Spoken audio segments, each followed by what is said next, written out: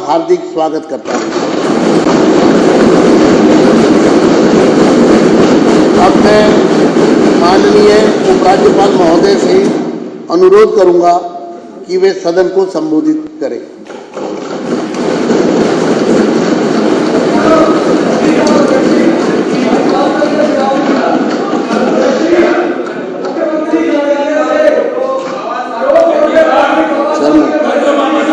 मेरी आपको चेतावनी है, आप अपना स्थान ग्रहण करें। ये देखिए मार्शल जर्नैल सिंह, रवि, विशेष रवि, सोमदत्त, संजीव झा, इनको सबको बाहर करिए, बाहर करिए इनको।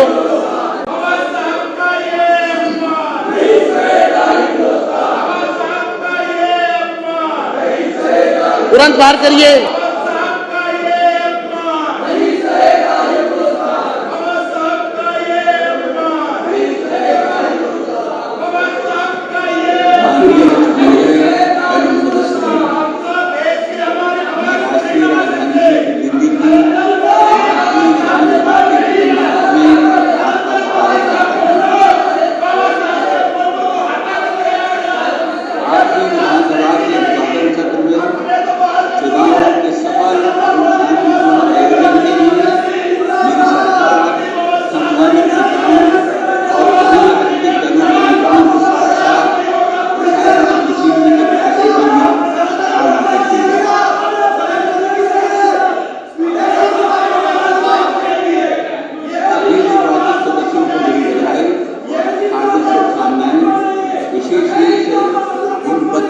सदस्यों को जो इस अनिल झा को पूरे दिन के लिए, जर्नैल सिंह को पूरे दिन के लिए, विशेष रवि को पूरे दिन के लिए, सोमदत्त को पूरे दिन के लिए, ये 5 मेंबर को पूरे दिन के लिए सदन से निष्कासित किया जाता है।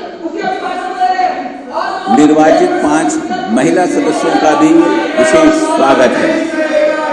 मुझे विश्वास है कि आपके योगदान का निश्चित रूप से दिल्ली की महिलाओं के जीवन पर सकारात्मक प्रभाव पड़ेगा।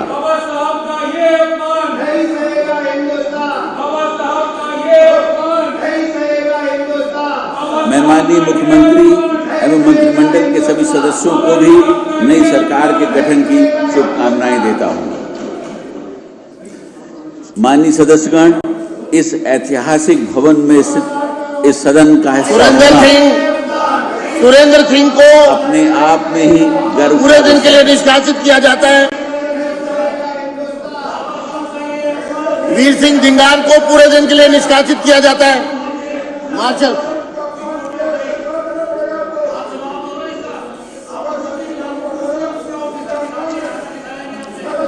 मुकेश अहलावत को पूरे दिन के लिए सदन से निष्कासित किया जाता है।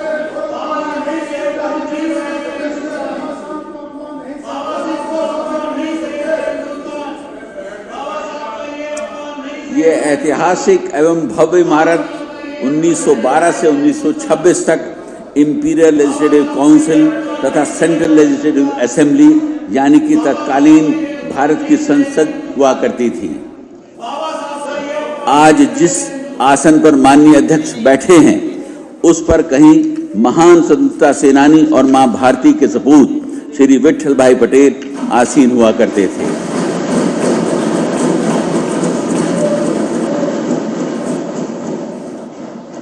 इसी ऐतिहासिक इमारत में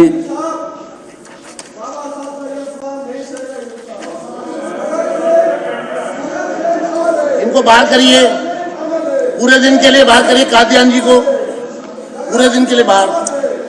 इसी ऐतिहासिक इमारत में रॉयल एक्ट पास हुआ और स्वतंत्रता संग्राम की अनेक गाथाएं लिखी गईं। विशाल जनादेश द्वारा दिल्ली की जनता ने मेरी सरकार और उसके संकल्प पत्र में समाहित नीतियों पर विश्वास व्यक्त किया है। मेरी सरकार को प्राप्त यह जनादेश दिल्ली वासियों की आकांक्षाओं का सकारात्मक प्रतीक है और उनकी अब तक अनदेखी और उपेक्षित आशाओं और अपेक्षाओं के प्रतिबिंब को दर्शाता है। मेरी सरकार विनम्रता पूर्वक इस जनादेश को स्वीकार करते हुए अपने आप को महात्मा गांधी के सर्वोदय, पंडित दीनदयाल उपाध्याय के अंत्योदय तथा बाबा साहेब के समता के सिद्धांत के प्रति प्रतिबद्ध करती है। इनको पूरे दिन के लिए बाहर किया जाए, मार्शल दोनों को बाहर किया जाए। कुलदीप कुमार को बाहर करिए।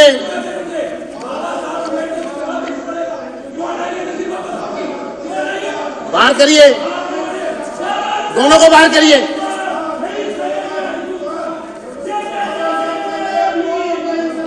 चौधरी जुबैर अहमद को बाहर करिए।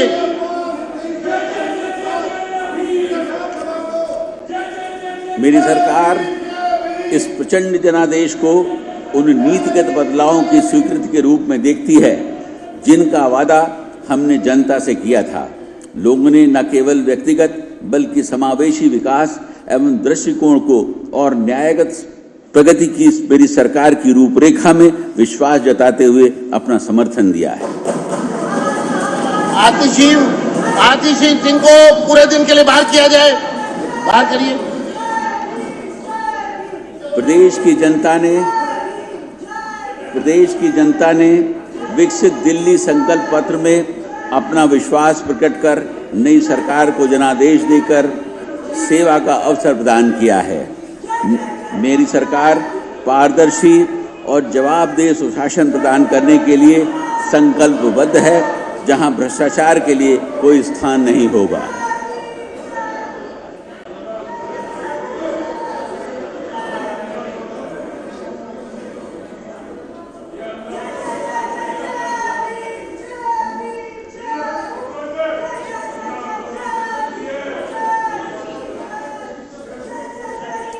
ये कैमरामैन किसका है? ये कैमरामैन किसके हैं? वो आप किसके हैं? एक मिनट। हमारे ऑफिस। किनके साथ आए? हमारे ऑफिस। यहाँ पर सिर्फ एलजी साहब के कैमरामैन और विधानसभा के कैमरामैन वो रहेंगे।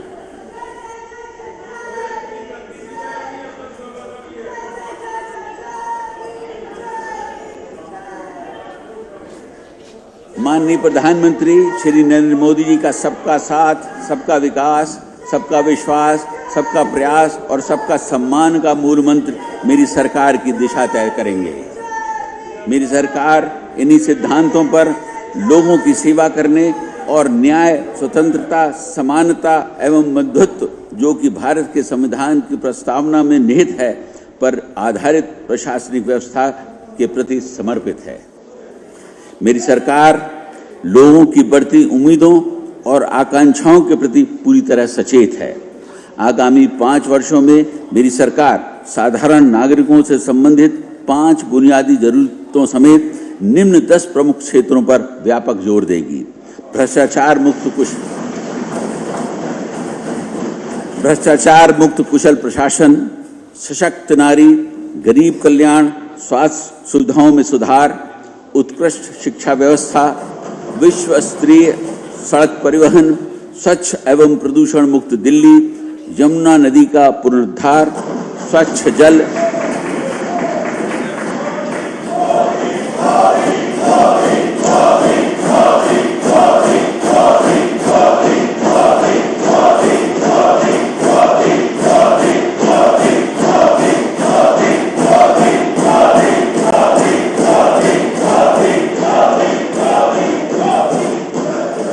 अनाधिकृत कॉलोनियों का नियमितीकरण एवं किफायती आवास। बाहर करिए, जल्दी मार्शल, क्विकली करिए, फटाफट करिए, सब आइए, चलिए, चलो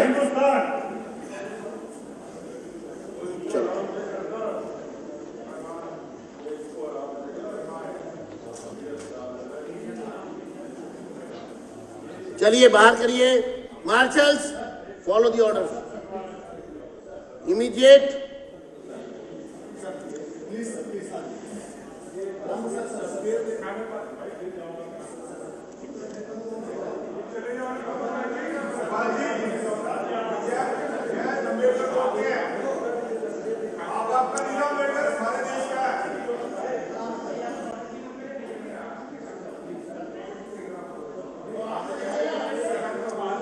मार्शल्स, मुझे आपके खिलाफ एक्शन न लेना पड़ेगा। देख लो आप, एलजी साहब खड़े हैं और आप लोग बहुत स्लो हैं, समझ गए? खाली आपके लिए पूरे हिंदुस्तान के लिए हमारे लिए सम्मान की बात है। हम बोलते हैं जय जय अम्बेडकर।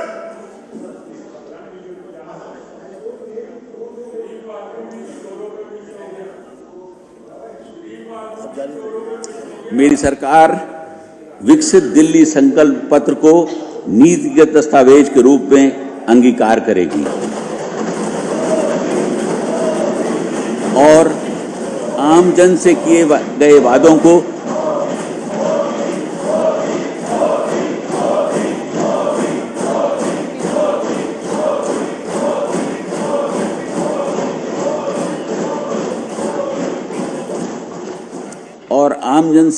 वादों को पूरा करने के साथ ही उनकी उम्मीदों पर खरा उतरने की दिशा में आगे बढ़ेगी। यह नीति की दस्तावेज वर्तमान सरकार की सर्वोच्च प्राथमिकता होगी। इस संबंध में सभी विभागाध्यक्षों को 100 दिवसीय कार्य योजना बनाकर विकास की रूपरेखा बनाने के निर्देश दिए गए हैं। मेरी सरकार ने मंत्रिमंडल की पहली बैठक में ही भारत के नियंत्रक एवं महालेखा परीक्षक की रिपोर्टों को संविधान के पटल पर रखे जाने का निर्णय लिया है, जिससे पिछली सरकार की प्रशासनिक कमियों को जानने और उन्हें दूर करने का मार्ग प्रशस्त होगा। आने वाले कुछ महीनों में मेरी सरकार की पहली प्राथमिकता सड़कों, नालियों, सीवर लाइनों, स्वास्थ्य सुविधाओं तथा पीने के पानी की समस्याओं को दूर करने की होगी। साथ ही मेरी सरकार अब तक की लचर और भ्रष्ट प्रशासनिक व्यवस्था, जिसको विज्ञापनों के मायाजाल में छुपा रखा था, उसे तत्काल प्रभाव से भ्रष्टाचार मुक्त कर सुदृढ़ और सुचारू बनाएगी। मेरी सरकार का दृढ़ प्रयास होगा कि दिल्ली में राजस्व प्राधिकरण को बढ़ाया जाए, ताकि जन कल्याणकारी तथा दीर्घकालिक ढांचागत योजनाओं के लिए पर्याप्त धन राशि उपलब्ध हो। इस लक्ष्य को प्राप्त करने के लिए मेरी सरकार दिल्ली के सतत औद्योगिक विकास तथा आर्थिक गतिविधियों एवं रोजगार को बढ़ावा देने वाली अनेक योजनाओं को लागू करेगी।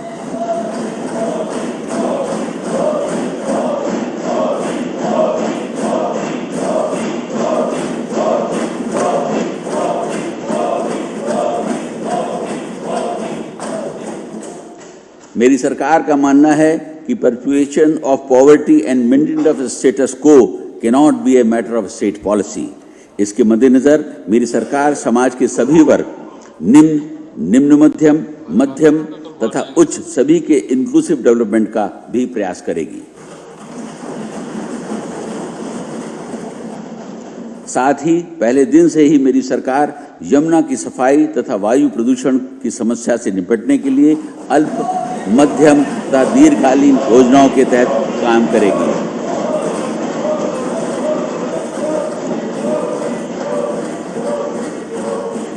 मेरी सरकार का उद्देश्य दिल्ली को देश का सबसे स्वच्छ मेट्रो शहर बनाना है।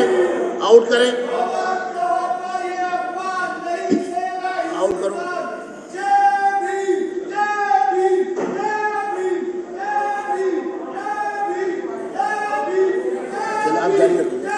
मेरी सरकार का उद्देश्य दिल्ली को देश का सबसे स्वच्छ मेट्रो बनाना है और स्वच्छ सर्वेक्षण रैंकिंग में शीर्ष स्थान हासिल करना है।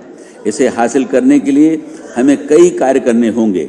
मेरी सरकार गाजीपुर, ओखला, भलसवा में कचरे के पहाड़ों को खत्म करने के लिए ठोस कचरा उत्पादन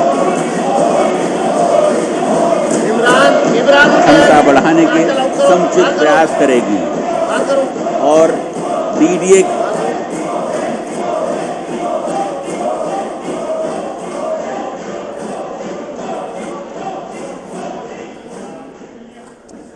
डीडीए के बांसेरा पार्क की तर्ज पर उसका पुनर्विकास करेगी।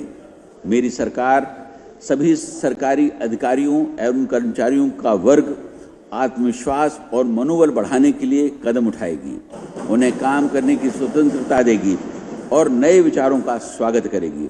सरकार पारदर्शी व्यवस्था लागू करने और सरकारी सेवाओं की समयबद्ध डिलीवरी में सुधार पर जोर देगी। सरकारी व्यवस्थाओं और प्रक्रियाओं की समीक्षा की जाएगी ताकि उन्हें नागरिक हितैषी, भ्रष्टाचार मुक्त और जवाबदेह बनाया जा सके। साथ ही खामियों और कमियों को दूर करने के लिए विभिन्न विभागों की जनशक्ति का आंकलन भी किया जाएगा। माननीय प्रधानमंत्री जी के जहां झुग्गी वहां मकान, पीएम उदय, आयुष्मान भारत तथा पीएम सूर्य घर योजना के अलावा दिल्ली वासियों के कल्याण के लिए और विकसित दिल्ली तथा देश की राजधानी को विश्व स्तरीय शहर बनाने के लिए मेरी सरकार की प्रतिबद्धता हमारे 8 संकल्पों में निहित है, जिसके बारे में मैं इस सदन को संक्षेप रूप में बता रहा हूं।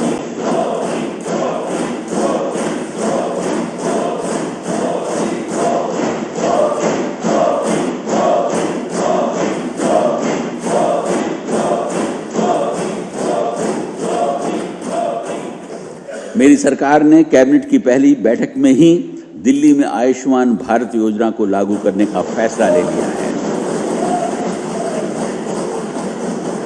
इसके तहत 5 लाख तक का मुफ्त इलाज केंद्र सरकार द्वारा तथा 5 लाख तक का अतिरिक्त मुफ्त इलाज मेरी सरकार द्वारा कराया जाएगा।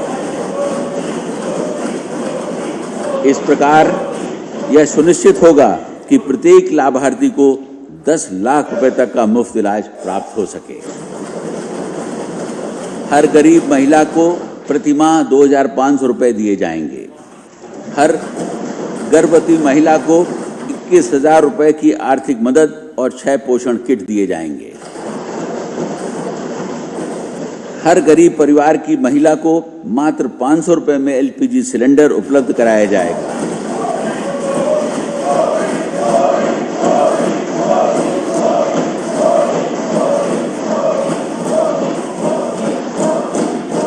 तथा होली एवं दिवाली के अवसर पर एक एलपीजी सिलेंडर मुफ्त दिया जाएगा। सभी वरिष्ठ नागरिकों को निःशुल्क ओपीडी तथा डायग्नोस्टिक सेवाएं तथा 10 लाख रुपए तक का मुफ्त इलाज उपलब्ध कराया जाएगा। वरिष्ठ नागरिकों की पेंशन 2,000 रुपए से बढ़ाकर 2,500 रुपए प्रति माह तथा 70 वर्ष से अधिक आयु वाले वरिष्ठ नागरिकों को विधवाओं, बेसहारा एवं परित्यक्त महिलाओं की पेंशन 2,500 रुपए से बढ़ाकर 3,000 रुपए कर दी जाएगी। झुग्गी बस्तियों में अटल कैंटीन स्थापित कर मात्र 5 रुपए में पौष्टिक भोजन की सुविधा उपलब्ध कराई जाएगी।